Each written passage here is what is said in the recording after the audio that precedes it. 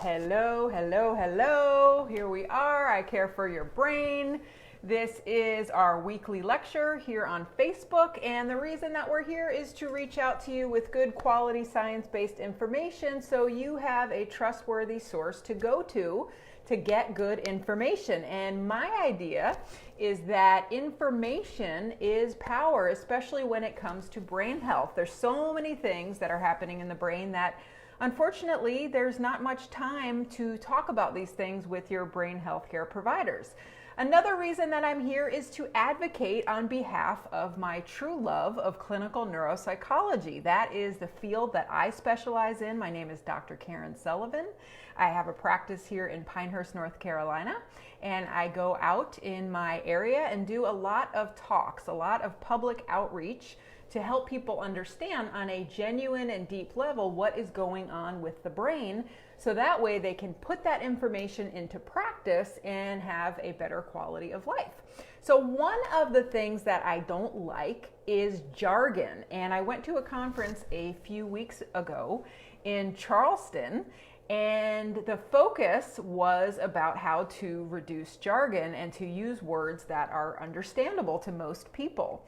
And it made me think about this week's topic, which is the differences between cognitive impairment and dementia, because probably the number one question that I get as a neuropsychologist is, what exactly is dementia? How does that differ from Alzheimer's disease? Can I have Alzheimer's but not have dementia? Can I have dementia but not have Alzheimer's?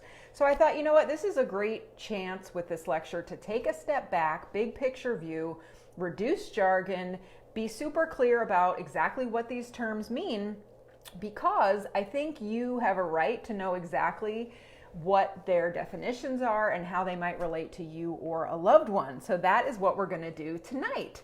Cognitive impairment is really on a spectrum. There's really not distinct division lines between all of the different ways that the brain can become dysfunctional in its thinking, in its perceiving, in its reasoning, its understanding.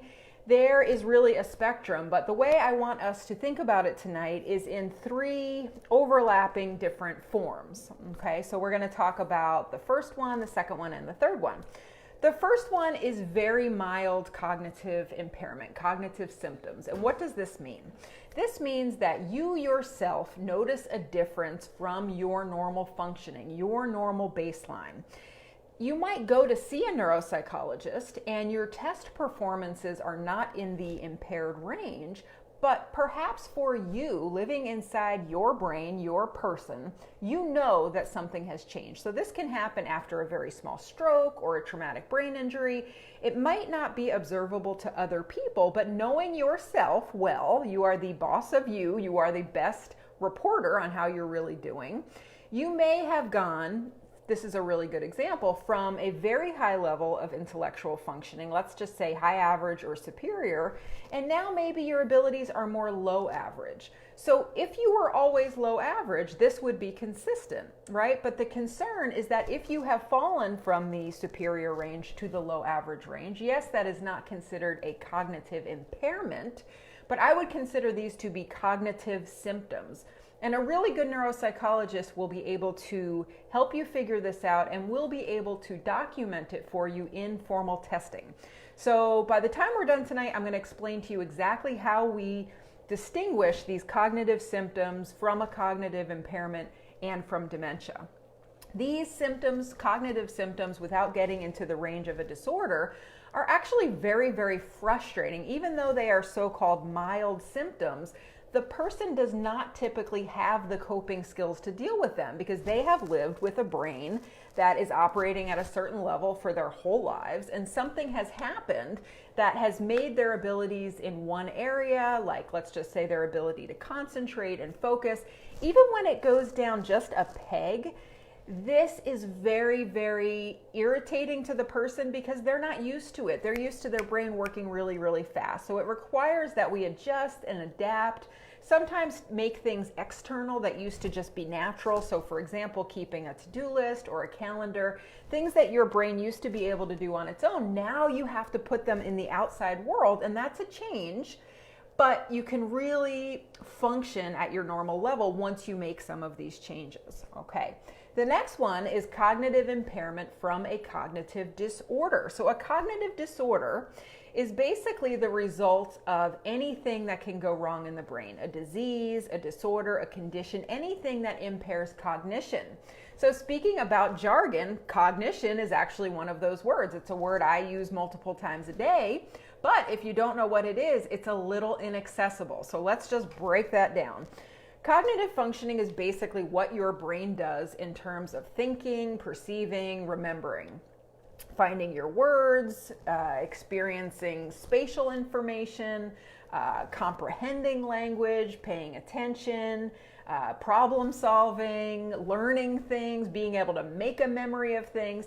And what's so cool about neuropsychology is that we really have the best tools that science has to offer you in a clinical environment, not a high-level research environment, but a doctor and patient relationship. The paper and pencil test that we do can take something as complex as memory and break it down into all of its parts, and we can figure out where exactly the dysfunction is coming from. Memory is super complex. If you just think of someone trying to make a memory of a conversation, you have to be able to hear, right? You have to be able to actually hear the information. You have to be able to focus enough on what's being said to have your memory be able to be formed. You have to organize the information in a way to put it into memory. You have to take it from short-term memory into long-term storage. And that's just making a memory. Once you make the memory, you have to be able to rapidly find the memory. We call this retrieval. Sometimes that's where we get it wrong. We know it, but we can't find the file quickly. And talk about irritating, that's probably one of the biggest ones. If you have experienced that, give us a little yes or a thumbs up just to let me know that I'm on the money with that one. You know darn well you know it, and if you give yourself long enough, it will pop up, but that rapid retrieval is just not what it used to be. Then once it's in there, okay, if you can't find it yourself through retrieval, there is another process called recognition, and that just means, oh yes, I know I heard that before, I know that. So think of all those different steps that I just told you about. A memory problem is happening at one of those steps. It's very rare, except in the cases of big traumatic brain injuries or a big stroke or advanced dementia, that the whole brain is really at the same level of impairment. So what we want to do is figure out where exactly the breakdown is, so that way we can give people feedback about their strengths and their weaknesses and what they can do to compensate. Here is the key distinction between a cognitive disorder and dementia. In cognitive disorder, the person is able to manage their instrumental activities of daily living without assistance. So what are these, what we call IADLs? Another little bit of jargon there. These are basically made up of three things. This is driving. So if the person is able to come and go as they please, they find the place that they want to go to well, they can get around in familiar and unfamiliar territory. You don't see any bruises and dents on the car because they're able to park and manage getting in between different cars. This is independent. If someone is getting lost, if they're getting confused, if they think they're going to one doctor's office and they actually wind up at the other, that is a step down. That's a level of impairment. So we've got driving. And the next thing we have is remembering to take your medications. I hope all of you use a pill box, even if you don't have any cognitive symptoms, because that's really important. Medication management is a huge issue, especially as we get older. There's no other time in our lives where we take that many medications. And it's either in the box or it's not. There's no confusion. You look in there if you've prepared well, and you won't be at risk for overtaking your medications, which is actually a bigger problem than forgetting to take medications. Many hospitalizations in older adults are related to an adverse event from taking more than they should have with the medications. So we got driving, medications, and the last one, and really the most sensitive one, is finances, complex financial management. So at the top of that pyramid is things like taxes, investments, Excel spreadsheets. Then we get down to things like bill paying, remembering what to pay, not double paying, not paying Duke Energy when you're supposed to be paying DirecTV. And then underneath that, we have just the ability to manage money in everyday life, the ability to get the correct amount of change, to be aware of how much money we have. So again, everything's kind of on a spectrum. So once you cross over into needing supervision to keep yourself safe or assistance to make sure that things are done safely and accurately, this is what really tips us over into dementia. Okay, so I actually wanted to give you an example of a typical cognitive disorder without dementia to flesh this out a little bit more. So I know a lot of you who follow us here on I Care for Your Brain are living with Parkinson's disease. So this is actually a really good example. So many of us know Parkinson's disease is due to a loss of the brain's ability to make its own chemical called dopamine. And this happens in a part of the brain called the midbrain, right in the middle. Over time, the brain cells lose their ability to function well because they don't have their fuel, they don't have their dopamine. And over time, we actually get death of those cells. So there's a part of the brain where we have some cell death going on. This part of the brain, the midbrain, is connected on many, many different circuits to the frontal lobe. So even though this is not a direct injury to the frontal lobes, we get cognitive impairment in Parkinson's disease in about 30% of people, not dementia, just cognitive impairment, just by virtue of the indirect impact on the frontal lobe. So when we think of dopamine, I think it gets mischaracterized as being a chemical of movement often. And what you really need to understand is it does so much more.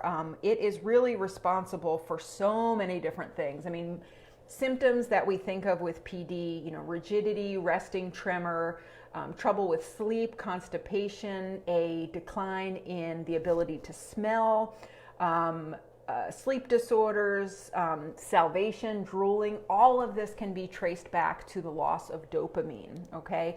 So the prefrontal lobes in the brain, what they really do is something called executive functioning. And this is basically multitasking, the ability to go from doing one thing to switching over to doing another.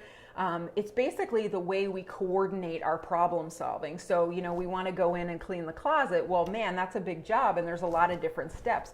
For many people with Parkinson's, figuring out how to go about completing that task, it's not that they can't do it, it just is slower, and maybe they are a little bit disorganized in how they go about getting it done. So instead of doing the most efficient things, 1, 2, 3, 4, 5, to get to that end success point, they are maybe doing 1 to 3 and back to 1 and to 5 and back to 2. So it's a little bit kind of herky-jerky. So in the early stages of PD, like I was saying before, research tells us this is about 30% of people. I actually think that's an underestimate, but I'm open to the idea that my view may be biased because the people that I see in my practice with Parkinson's are typically getting ready to undergo deep brain stimulation.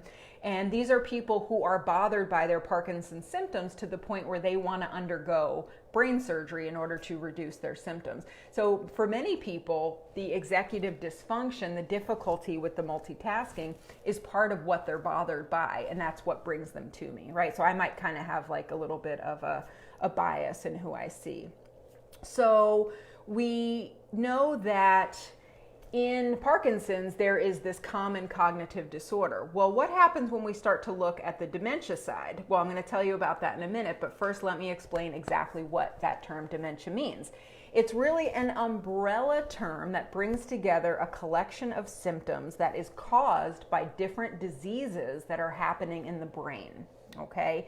It's not one specific disease. There are about 50 subtypes of dementia, and yes, the most common are Alzheimer's disease, vascular dementia, which is after the person has had one or more significant strokes, of many series of mini strokes.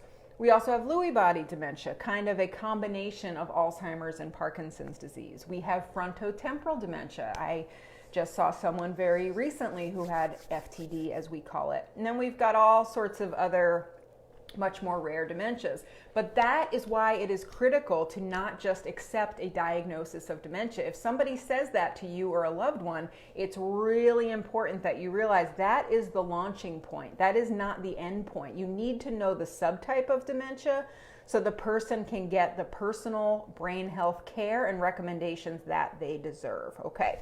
So dementia affects thinking and behavior and the ability to perform those everyday tasks that I was telling you about.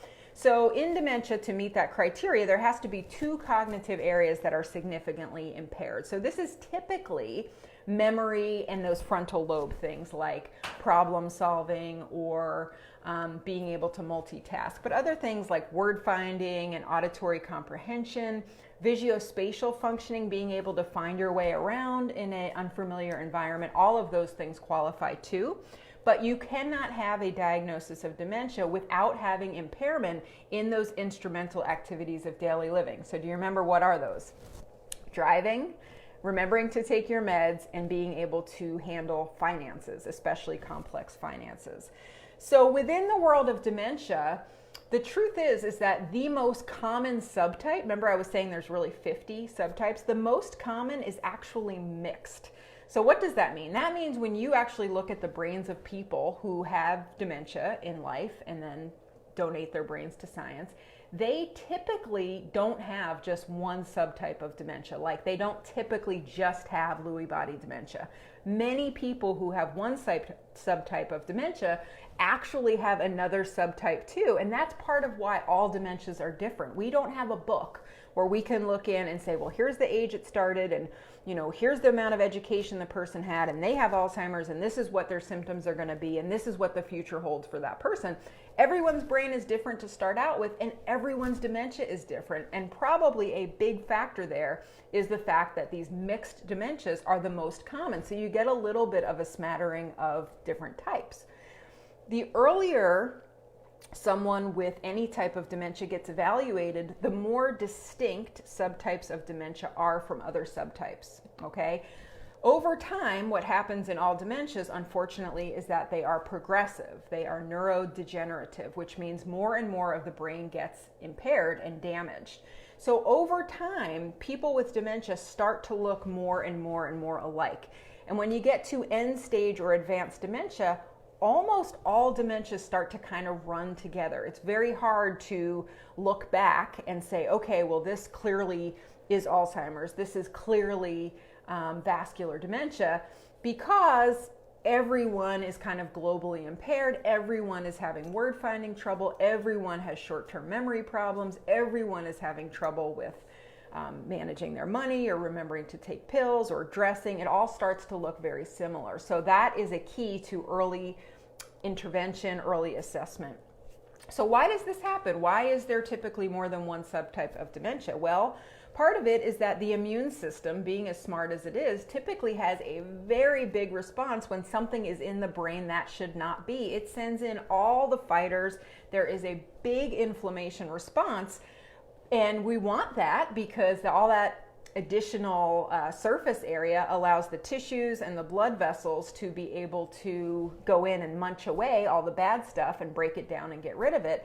But this also means that there's more going on in the brain. And so we can get narrowing of blood vessels. We can get overall inflammation of the brain. And one of the most interesting theories that I've heard is that the immune system is limited in its scope. It can only do so much. And so if the immune system is going in, this often happens during the deepest stages of sleep when the brain's immune system is the most busy. If we're so busy munching away Alzheimer's disease, the plaques and the tangles that go along with Alzheimer's, the immune system is kind of turning its back on other things that could be building up. And this is really that rationale that you might have heard about type 3 diabetes.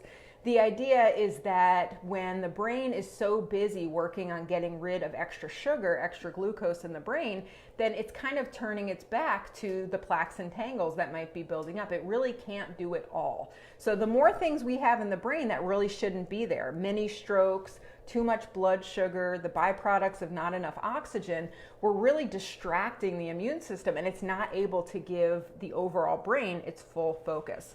So going back to our example of Parkinson's, about 24 to 31% of people with PD go on to develop dementia. So unfortunately with Parkinson's, the dopamine medications work less and less well over time. And so when we're seeing clinically in someone's body getting more tremor, they get a shorter lifespan of the medications, they have to take more and more. What this means really is that the cells in the brain are becoming more and more impaired, and there's more cells that are dying. So when there's enough cell death in the brain, this is typically when those instrumental activities of daily living get impaired. Cognitive impairment gets so severe that they're not able to do them, and this is when they cross over into that threshold of Parkinson's disease dementia.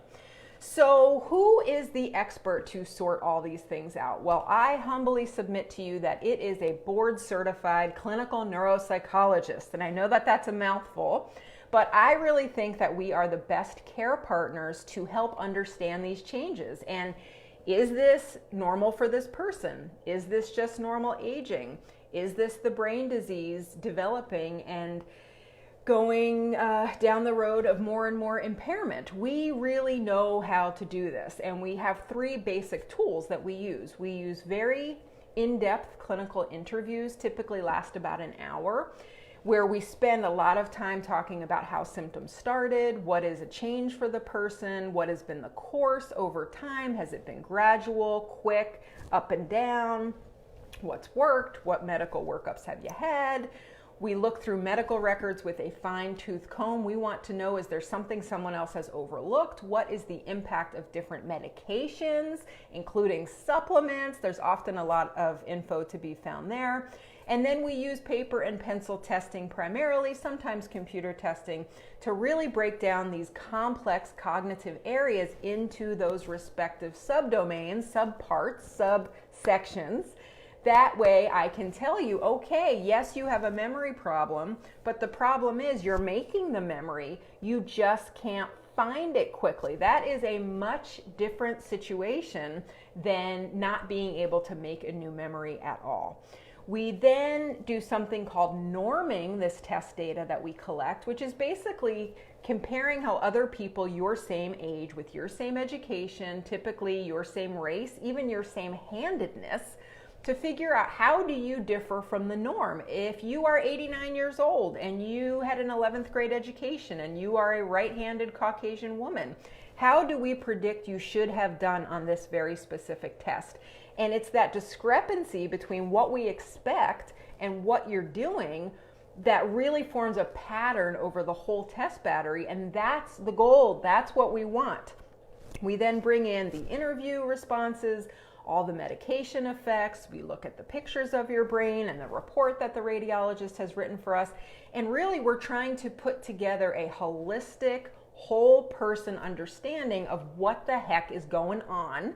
And the best neuropsychologists, which I do think is most of us, take all that information and inform a treatment plan, a care plan, a personalized set of brain health recommendations for you to reduce the intensity of your cognitive impairment. Very few people have one cause for cognitive impairment or even dementia. Many, many people, let's just even take the Parkinson's disease dementia. Okay, let's just say you have that, okay? Now maybe on top of that, you also have high blood pressure and it's not very well controlled. Well, guess what? That's also going to impact and make the severity of your dementia worse, but that's a standalone layer, okay? Now let's just say your wife tells me during the interview, this guy snores all night long, okay? Let's get this guy a sleep study because maybe there is obstructive sleep apnea, and that, if left untreated, will also cause problems that are going to exacerbate dementia. Well, what if this person also served in the military in the Korean War and they have some military trauma that they've never really dealt with, and every time they try to get into a deep sleep, remember the brain is working overtime in deep sleep to clear things out, the person has a nightmare. So this person might need some therapy, some processing therapy to help them get through some of that trauma. Okay, those are really just three examples, and they're actually very, very common. I think that's part of what we love in neuropsychology is we're detectives of the brain and the person, and you just need someone who has the time, the interest, the expertise to figure out your layers, because That's your map. You don't know where to go if you don't know where you are exactly right now in time. Then we write a detailed report about 8 to 10 pages and we share it with your care team. Anybody that you tell us, this person contributes to my care, they would really benefit from knowing that I don't have dementia. People think because I'm 75 that I am starting to lose my memory. The doctor even told me, why would you want to go do that evaluation? This is what happens when you get older. You can now go prove them wrong, okay? So neuropsychological evaluations are covered by many different insurance companies if it is deemed to be medically necessary. So that means you, your family, your primary care doctor, someone is concerned and there is medical documentation to suggest that there is some kind of a change in your cognitive functioning, okay?